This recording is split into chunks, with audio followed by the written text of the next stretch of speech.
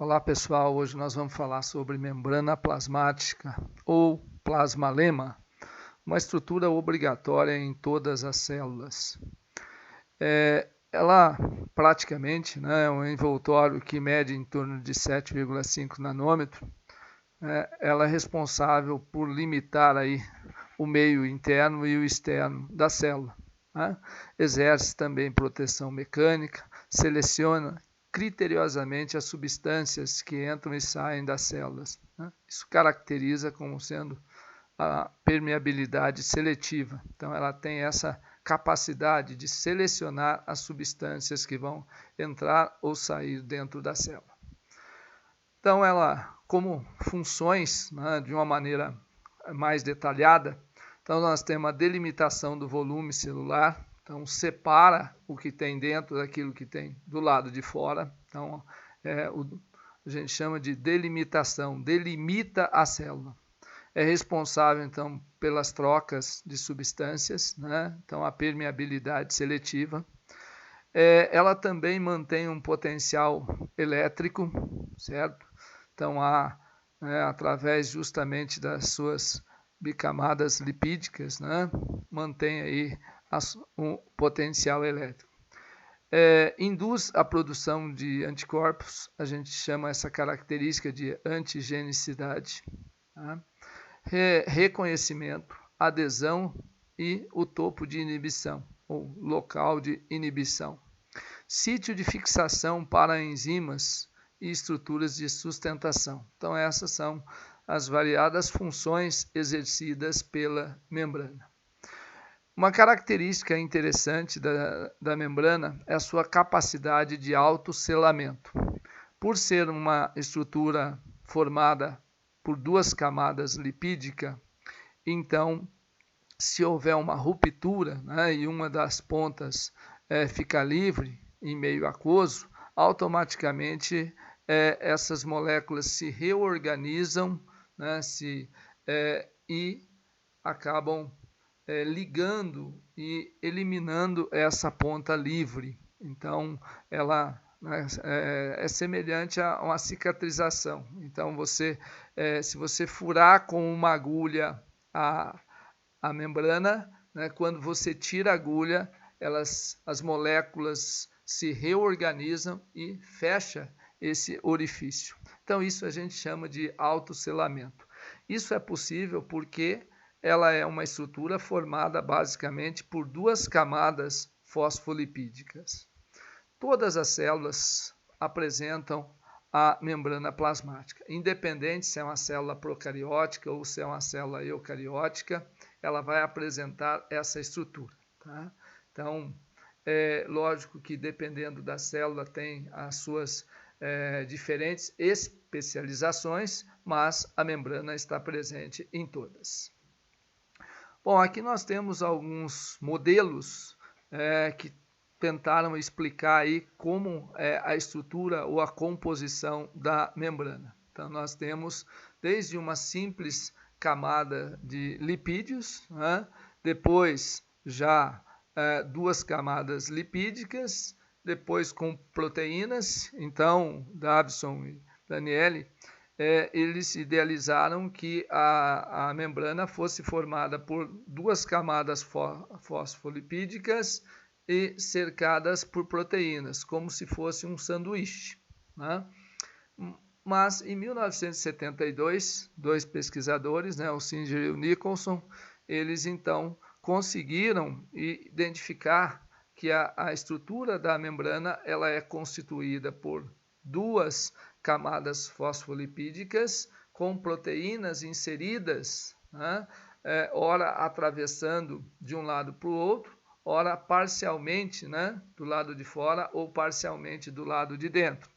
E ainda apresentando movimentos. Então, isso caracteriza o que nós chamamos de mosaico fluido. Esse é um modelo que mais aceito para explicar aí o formato dessa estrutura, no caso, dessa organela ou estrutura. Então, aqui nós temos a sua composição química. Então, ela é formada por lipídios, pertencente aos fosfolipídios. a proteínas, diversos tipos de proteínas, desde alfa-hélice até proteínas de estrutura quaternária, e temos carboidratos, geralmente, né, oligosacarídeos. Lembrando que os carboidratos, eles ficam do lado externo, né? E como lipídio, nós podemos também ter aí o colesterol. Então, são duas camadas lipídicas com proteínas inseridas e os carboidratos presos do lado externo. Mais uma imagem, né, muito comum. Então, aqui a gente nota em azul sendo representado aí as proteínas. Então, você tem uma proteína do lado esquerdo, ela é uma proteína transmembranar ou integral, que a gente chama, ela atravessa de um lado para o outro. Temos ainda proteínas periféricas, são essas que estão ou na parte de dentro ou na parte de fora. As proteínas de dentro, né, e também os fosfolipídios, eles estão sempre ligados às fibras, então eles vão servir aí de ancoragem justamente aí para as proteínas fibrosas que formam o citoesqueleto. E do lado de fora, nós temos essas estruturas em verdinho que correspondem aos carboidratos, aos oligosacarídeos, que podem estar ligados a proteínas ou ligados a fosfolipídios, tá? Então, formando glicoproteínas ou glicolipídios. Essa é a estrutura, então, que caracteriza o que nós chamamos de mosaico fluido. Então, a partir desse desenho, nós podemos observar que são duas camadas fosfolipídicas. Essa parte rosa corresponde às proteínas e do lado de cima nós observamos essas estruturas arroxeadas que correspondem aos carboidratos. Esses pesquisadores, então, Singer e Nicholson, publicaram aí na Science, né, em 1972, esse trabalho mostrando justamente, né, a partir de uma série de experimentos que eles realizaram, a estrutura, né, formada por duas camadas fosfolipídicas. Então, esse é um pequeno trecho da conclusão aí do seu trabalho. Então, o modelo mosaico fluido. A membrana é formada por uma bicamada fosfolipídica fluida, na qual as proteínas globulares são livres para se difundirem e estão embebidas ou imersas em diferentes graus. Ou seja, a membrana plasmática ela não é uma estrutura, né, estática. As moléculas que compõem essa estrutura, elas mudam de posição. Então, tanto as moléculas de fosfolipídio como as moléculas de proteínas, elas deslocam, tá? Então, por isso que elas vão se difundir, formando como se fosse um mosaico, ou seja, mudando a todo tempo. Analisando mais de perto os lipídios que estão presentes na membrana, nós lembramos que os lipídios, né, são estruturas, nesse caso especificamente são os fosfolipídios, são formados pelo glicerol, né, então ligado a esse glicerol nós temos um fosfato e temos aí duas cadeias de hidrocarbonetos. Essas cadeias podem ser saturadas ou insaturadas. Essa parte onde está o glicerol, onde tem aí o fosfato, que pode a ele agregar-se outras moléculas, então é considerada a região hidrofílica da molécula, né? É a região carregada. Já os hidrocarbonetos recebem o nome de cauda, então essa região da cauda, né, são duas caudas, é a região hidrofóbica, ou seja, apolar. Então nós temos a cabeça considerada polar e as regiões aí das caudas que são apolares. Ligado a essa cabeça, né, ao glicerol, nós podemos ter aí fósforo junto a esse fosfolipídio. Então, moléculas como açúcar aí tem, né, representando uma galactose, né, tem o colesterol ligado, então são diferentes moléculas que pode associar aí a essa região do fosfolipídio. Dentro aí dos principais fosfolipídios que compõem as membranas, nós temos a fosfatidilcolina, que é uma das mais comuns, fosfato de tioletanolamina, fosfato de glicerina e esfingomielina. Então, são algumas moléculas de fosfolipídios que vão fazer parte aí das membranas. Em relação à fluidez, né, pensando apenas nas moléculas de fosfolipídio, alguns fatores eles influenciam diretamente nessa fluidez. Então, nós temos a temperatura, né, a saturação dos lipídios. Então, a saturação está relacionada a são apenas ligações simples entre os hidrocarbonetos ou ligações duplas. O comprimento das cadeias, se elas são curtas ou elas são mais longas, e a concentração de colesterol. Então, vamos dar uma olhada em cada uma dessas características. Temperatura. A gente sabe que quanto maior a temperatura, maior aí o movimento entre essas moléculas. Então, nós temos 3 tipos de movimentos realizadas aí pelas moléculas de fosfolipídio.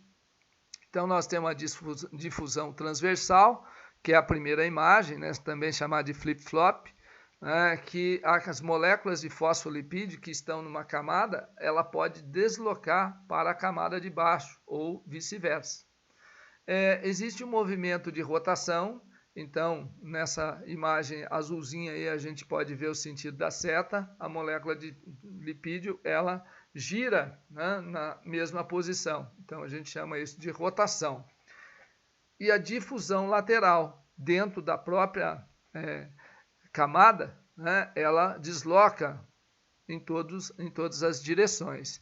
Então, esses 3 movimentos, a difusão transversal, a difusão lateral e a rotação, então, são responsáveis aí pela fluidez. Então, se eu aumento a temperatura, eu vou aumentar esse movimento das moléculas, consequentemente, mais fluida ela vai ser. Em relação à composição aí ao comprimento das cadeias, né? Então as cadeias mais curtas, elas têm uma fluidez maior do que as cadeias mais longas. Então, quando eu tenho uma região da membrana onde os hidrocarbonetos são maiores, são mais longos, a fluidez é menor. Em relação à saturação, as cadeias insaturadas, né, elas têm uma fluidez maior do que as cadeias saturadas. É só a gente olhar nesse desenho, então, a saturação, né, que são só ligações simples entre os átomos de carbono que formam aí os hidrocarbonetos. Nesse caso, ela vai ficar, né, paralela praticamente às 2 caudas. Então, ela vai ser mais viscosa e menos fluida. Agora, quando eu tenho ligação dupla, né, ligações insaturadas, então ela é ao contrário, ela é menos viscosa e mais fluida. Inclusive, o Enem questionou isso, né, botou um desenho desse tipo aí, perguntando justamente sobre a fluidez da membrana. Em relação ao colesterol, então o colesterol ele enrijece, quer dizer, ele diminui, né, a permeabilidade. Então a membrana que apresenta uma maior concentração de colesterol, ela é menos fluida, ela é menos permeável. Lembrando que o colesterol, no caso presente, está presente apenas nas células animais, tá? Então, células vegetais você não encontra aí colesterol distribuído aí na sua membrana. Em relação à simetria, as camadas elas são assimétricas. Isso é uma questão óbvia, né? Se você imaginar que tem aquele movimento de rotação, no caso de translocação transversal, ou seja, a molécula de fosfolipídio que está numa camada pode descer, ou a que está embaixo pode subir, então, obviamente que não há aí uma simetria entre as 2 camadas de fosfolipídio, né? Essa imagem ela deixa isso muito claro através das suas cores diferentes, então mostrando aí esfingomielina, glicolipídio, né? colesterol. Então, embaixo aí você tem uma quantidade muito maior de esferas roxinhas, em cima só tem uma, em compensação em cima você tem mais amarelinhas e menos amarelinhas embaixo. Então isso mostra justamente que não há uma simetria entre as duas camadas de fosfolipídios. Em relação à permeabilidade, né, através das moléculas de fosfolipídio, veja bem, nós estamos estudando apenas as camadas de fosfolipídio. Não tem proteína nessa figura, não tem proteína aí na jogada. Então, nós estamos apenas analisando as duas camadas de fosfolipídio. Gases, passa direto. Então, difusão simples, que nós chamamos. Eles têm passagem livre através das camadas de lipídio. Moléculas hidrofóbicas pequenas, como exemplo aí o benzeno, passa numa boa também, difusão simples. Moléculas polares mais pequenininhas também passa, como é o caso da água, como é o caso do etanol. Então são moléculas que conseguem atravessar por meio das moléculas de fosfolipídio. Então nós chamamos esse mecanismo aí de difusão simples, né? As moléculas polares maiores, como é o caso da glicose, olha a seta, ela bate e volta, né? Se você olhar as moléculas carregadas, né, aminoácidos, batem e voltam. Os íons também batem e voltam. Então, essas moléculas carregadas, elas acabam, né, ficando retidas na membrana e não atravessam, tá? Então, o mecanismo de transporte dessas moléculas, né, no caso, as moléculas polares maiores e as moléculas carregadas eletricamente, então nós temos a difusão facilitada e temos aí o transporte ativo, né, que são mecanismos que envolvem proteína. Mas, como eu disse, aí nós estamos trabalhando apenas, analisando apenas as moléculas de fosfolipídio. Então, essa imagem é muito boa. Bom, vamos dar uma olhada aí como são as proteínas da membrana, então. Aqui nós temos, né, dentro da bicamada fosfolipídica, apontada pela seta rosa, as proteínas. Então, você tem as proteínas que estão diretamente inseridas nas membranas, como você tem aí as proteínas que formam o citoesqueleto aí no citoplasma. Bom, qual as funções dessas proteínas presentes nas membranas? Então, nós temos proteínas transportadoras ou carreadoras, são aquelas que participam dos processos de transporte, difusão facilitada, transporte ativo. Estruturas de ligação, são as proteínas que vão auxiliar, né, na manutenção da própria membrana. Então, elas vão formar uma ligação tanto ao meio extracelular como ao meio interno. Ancoragem, então proteínas que estão diretamente ligadas a proteínas que formam o citoesqueleto, né? Receptores de membrana, então são substâncias que vão, no caso, sinalizar aí, desencadear a resposta intracelular, né? São os chamados receptores de membrana. Enzimas, então diversas enzimas estão inseridas na membrana. Um exemplo é a ATPase, né? Uma enzima responsável pela síntese de ATP. Então essa é uma das enzimas mais importantes que estão associadas justamente à membrana. Antígenos, então, são, no caso, moléculas que identificam aí a célula, correto? Então, nós temos aí antígeno. Os antígenos, embora nesse caso nós estamos falando em proteínas, mas existem aí também polissacarídeos que atuam como antígenos. O formato dessas proteínas, então nós temos proteínas alfa-hélice que atravessam, né, são transmembranares, como nós temos proteínas, né, terciárias, quaternárias, que fazem parte aí da membrana. Aí nós temos na imagem uma proteína alfa-hélice. Aqui nós temos um conjunto de proteínas, né, onde nós temos no canto esquerdo proteínas transportadoras, depois as proteínas de ligação, que o autor chama de elos, as proteínas receptoras e a verdinha caracteriza aí uma enzima. Né? Então, é um desenho esquemático mostrando aí as funções das proteínas de membrana. Passando para os carboidratos, então representado nessa imagem por essa estrutura verdinha, né, como eu já disse, são principalmente oligosacarídeos. Então eles podem ligar a lipídios, formando glicolipídios, podem ligar a proteínas, formando glicoproteínas. Então, geralmente são moléculas, né, pequenas. Os carboidratos, então, podem formar uma estrutura que nós chamamos de glicocálix ou glicocálice, traduzindo. Então, são glicoproteínas, que são proteínas com oligosacarídeos, proteoglicanas, né, que já são polissacarídeos, né, e os glicolipídios, que geralmente são oligosacarídeos ligados a lipídios. Aqui mais uma imagem mostrando aí essa figura azul correspondendo ao glicocálix.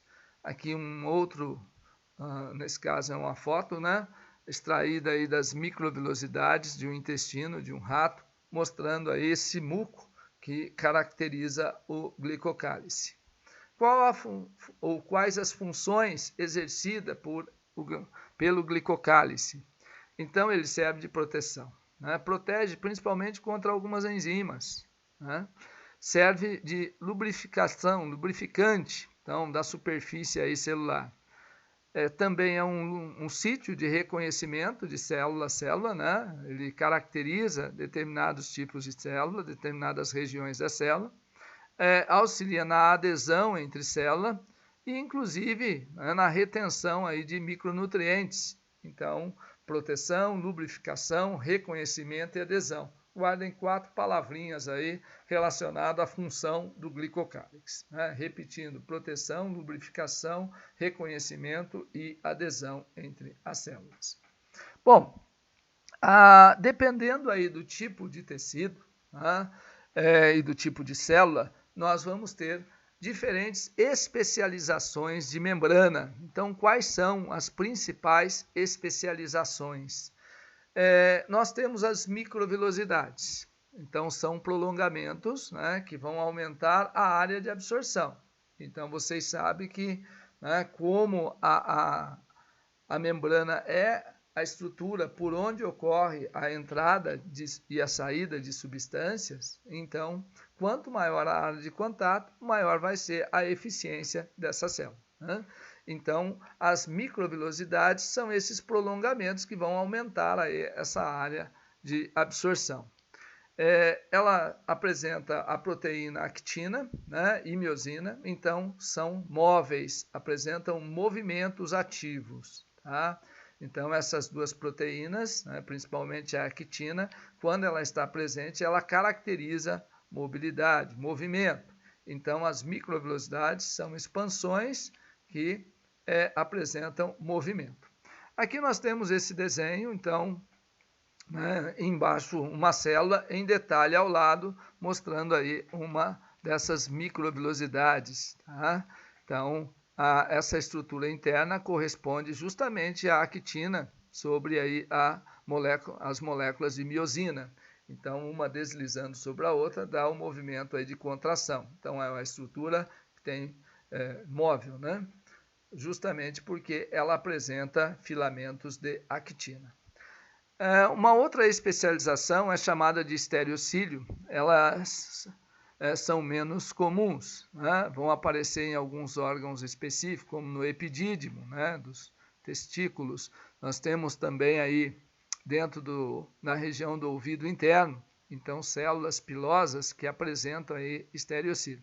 São expansões semelhantes às microvelocidades, mas com uma quantidade menor de actina, então praticamente elas não têm movimento. Né? Então são imóveis. Os cílios e flagelos são duas estruturas ligadas à locomoção.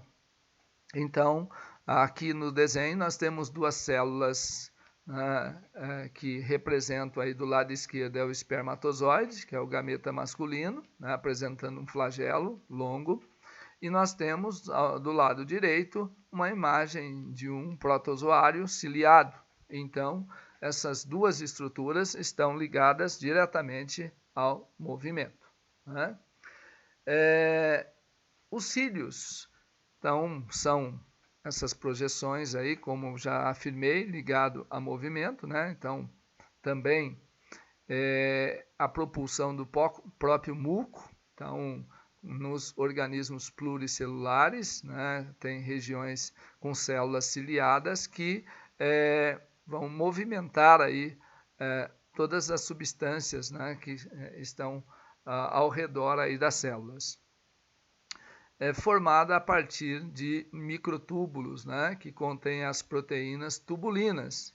Então, são representadas por feixes. Então, são, se a gente contar ali, tripletes, 9 conjuntos de 3 grupos, então formando aí a estrutura que caracteriza aí cílios e flagelos. Então, eles apresentam diversos tipos de proteínas que dão essa configuração do cílio. Além dessas especializações, nós temos outras chamadas junções celulares. Então, são diversas junções, principalmente naqueles tecidos onde as células precisam ficar coladinhas, grudadinhas umas às outras. Então, são diversas as especializações que nós vamos encontrar. Os autores chamam de junções. Então, dentro dessas junções, tem um complexo juncional, que são várias junções. Tem a junção oclusiva, junção aderente, tem os desmossomos, que podem entrar aí fazendo parte dessas junções. Temos a junção comunicante. Então, são vários tipos que estão presentes nessa célula. A gente começa aí, olhando basicamente para essa junção oclusiva. Então, a junção oclusiva, ela impede que as substâncias que estão nessa região aí da luz, atravessem do lado de dentro, nos espaços intracelulares. Então, ela permite uma separação daquelas substâncias que estão do lado de fora da célula, daquelas substâncias que estão entre as células. Então, evita a movimentação de moléculas entre os diferentes domínios que nós chamamos. Então, essa junção oclusiva, ela forma uma barreira impermeável. Os desmossomos correspondem a placas de adesão, então tem glicoproteínas cimentantes que acabam mantendo as células unidas. Ao lado nós temos aí duas imagens de microscopia eletrônica, mostrando aí essas regiões de desmossomos. Então, qual é a função? Adesão celular, manter as células unidas. Então, são regiões de espessamento, como eu já citei, e formada aí principalmente por glicoproteínas, que formam uma estrutura cimentante, quer dizer, que cola, que gruda as duas regiões aí, de duas células diferentes. Nós temos também as chamadas junções comunicantes. Essa junção comunicante, então, observada aqui na nossa imagem, então ela permite que ocorre a passagem de substâncias de uma célula diretamente para outra. Então, do citoplasma de uma célula para o citoplasma da outra célula, sem cair no espaço intercelular ou intersticial. Então, ocorre a transferência direta de um citoplasma para o outro. Isso acontece graças à presença de proteínas chamadas de conexinas. Então, essas proteínas, inclusive, elas têm aí a capacidade de regular aquilo que vai atravessar. Então, elas podem abrir e fechar. Então, é chamada de junção comunicante. E as junções aderentes correspondem aí a uma série de proteínas, né, que vão auxiliar aí na adesão. Tá? Geralmente fica localizado abaixo da junção oclusiva, então, formando aí um cinturão de adesão. E temos as interdigitações. Então, são reentrâncias que encaixam perfeitamente aí, permitindo a união das duas células.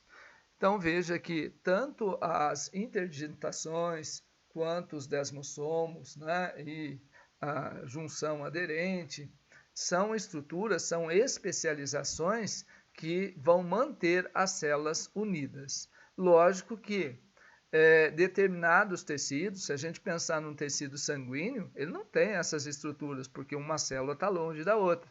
Agora, no tecido epitelial, né, é diferente. As células de revestimento, elas ficam juntas. Então, essas estruturas estão presentes justamente para auxiliar a manutenção. A diferença básica entre a interdigitação e o desmossomo é que o desmossomo possui aquelas glicoproteínas cimentantes, né? Aqui não, aqui é apenas uma reentrância física, um encaixe físico, né? Não há aí substâncias de aderência, apenas é o formato que mantém essa célula unida à outra, então caracterizando, né, o que nós chamamos de interdigitações.